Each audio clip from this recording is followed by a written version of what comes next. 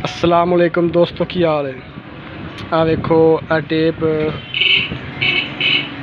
ए भाई दी है जी। भाई कप प्यारियां भेजते हैं रशके ते कबाड़ का भी काम करते हैं। आ टेप इन्होंने मैं बना की सी 2 साल पहले। हूँ भी सिर्फ MP3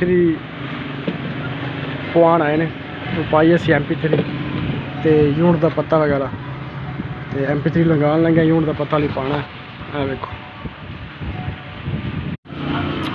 मज़ीद इवें दियां दिलचस्प इलैक्ट्रॉनिक्स की वीडियो देखने वास्ते साढ़े YouTube चैनल सबसक्राइब करो।